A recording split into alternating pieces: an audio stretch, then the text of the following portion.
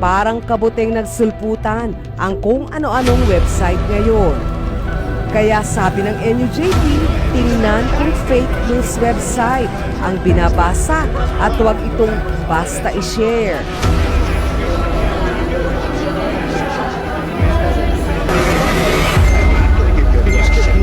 You are fake news.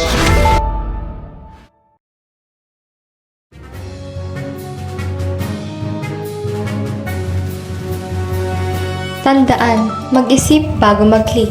Isaalang-alang ang posibleng epekto bago pindutin ang anuman link o button sa internet. Mag-ingat at siguraduhing ligtas at tama ang impormasyon na iyong binabahagi at tiyakin na ang iyong mga click ay ligtas at angkop. Ang pagiging mapanuri sa iyong mga click ay mahalaga upang maiwasan ang panganib sa online. Laging tiyakin na i-verify ang anumang kahina-hinalang link bago pindutin. Ang pagiging mapanuri sa iyong mga click ay mahalaga upang maiwasan ang mga panganib online. Siguraduhin mong i-verify ang mga mapapansin mong link bago i-click. Siguraduhin na pasok sa 3S ang article o balita na iyong nahagilan. Una, source. Alamin kung mapagkakatiwalaan ba ang impormasyong iyong nakuha. Pangalawa, spelling.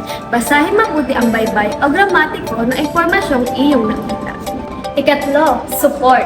Suriin kung may iba pang balita na nagpapatunay lingid sa impormasyong iyong nakuha. Simula na nag-apply ako ng isipin bago mag-click mantra, mas naging maingat ako sa mga websites na binibisita ko. Simula nun, wala na ako naging problema. Dati kasi, pindot lang ako ng pindot ng mga links. Pero simula nung na-hack yung account ko, doon ko na-realize na mahalaga pala ang mag-ingat sa social media. Isipin bago mag-click dahil bawat click ay mahalaga. Alalahanin, bago pindutin, tanungin ang sarili, ito ba ay ligtas at angkop?